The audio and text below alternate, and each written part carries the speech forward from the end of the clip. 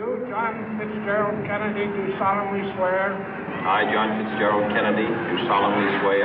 That you will faithfully execute the office of President of the United States. That I will faithfully execute the office of President of the United States. And will, to the best of your ability. And will, to the best of my ability. Preserve, protect, and defend the Constitution of the United States. Preserve, protect, and defend the Constitution of the United States. So help you God. So help me God.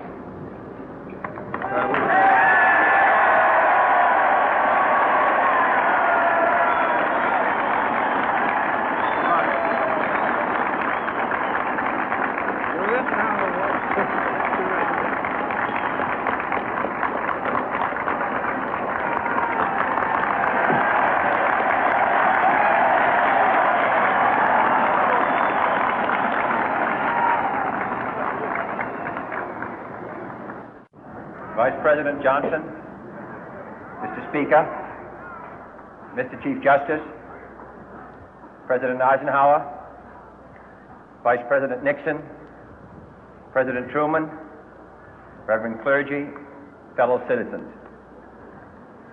We observe today not a victory of party, but a celebration of freedom, symbolizing an end as well as a beginning, signifying renewal as well as change. For I have sworn before you and Almighty God the same solemn oath our forebears prescribed nearly a century and 3/4 ago. The world is very different now, for man holds in his mortal hands the power to abolish all forms of human poverty and all forms of human life. And yet the same revolutionary beliefs for which our forebears fought are still at issue around the globe. The belief that the rights of man come not from the generosity of the state, but from the hand of God. We dare not forget today that we are the heirs of that first revolution.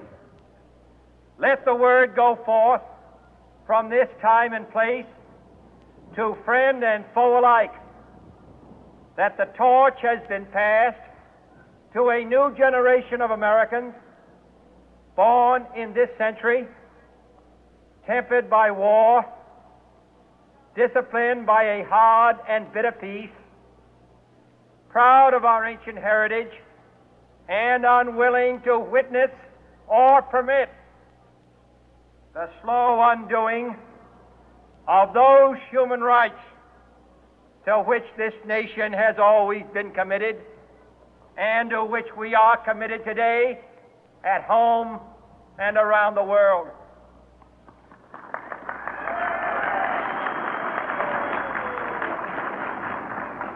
Let every nation know, whether it wishes us well or ill, that we shall pay any price, bear any burden, meet any hardship, support any friend, oppose any foe to assure the survival and the success of liberty.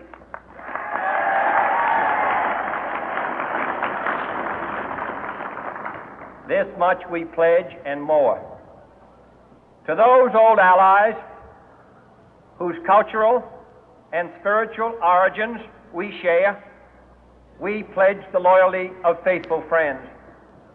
United, there is little we cannot do in a host of cooperative ventures. Divided, there is little we can do, for we dare not meet a powerful challenge at odds and split asunder. To those new states whom we welcome to the ranks of the free, we pledge our word that one form of colonial control shall not have passed away merely to be replaced by a far more iron tyranny. We shall not always expect to find them supporting our view, but we shall always hope to find them strongly supporting their own freedom, and to remember that in the past, those who foolishly sought power by riding the back of the tiger ended up inside.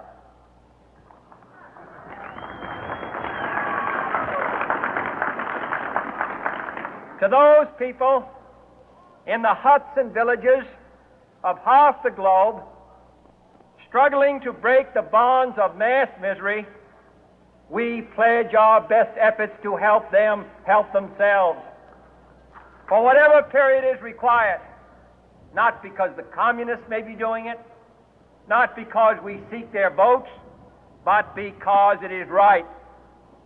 If a free society cannot help the many who are poor, it cannot save the few who are rich.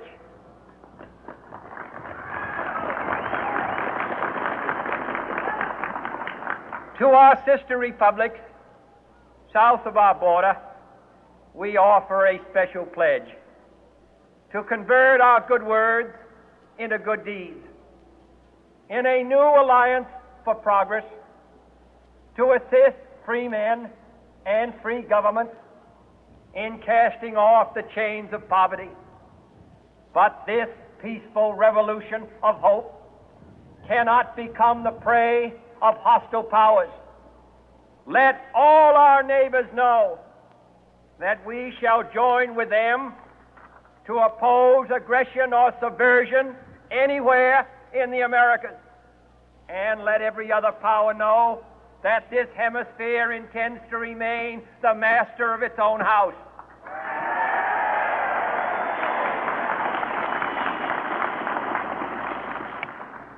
To that World Assembly of Sovereign States, the United Nations, our last best hope, in an age where the instruments of war have far outpaced the instruments of peace, we renew our pledge of support to prevent it from becoming merely a forum for invective, to strengthen its shield of the new and the weak, and to enlarge the area in which its writ may run. Finally, to those nations who would make themselves our adversary, we offer not a pledge, but a request that both sides begin anew the quest for peace.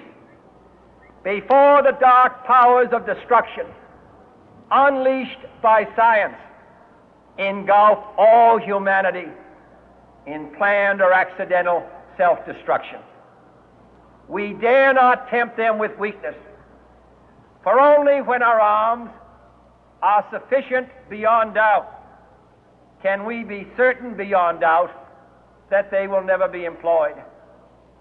But neither can two great and powerful groups of nations take comfort from our present course, both sides overburdened by the cost of modern weapons, both rightly alarmed by the steady spread of the deadly atom, yet both racing to alter that uncertain balance of terror that stays the hand of mankind's final war. So let us begin anew, remembering on both sides that civility is not a sign of weakness, and sincerity is always subject to proof. Let us never negotiate out of fear, but let us never fear to negotiate.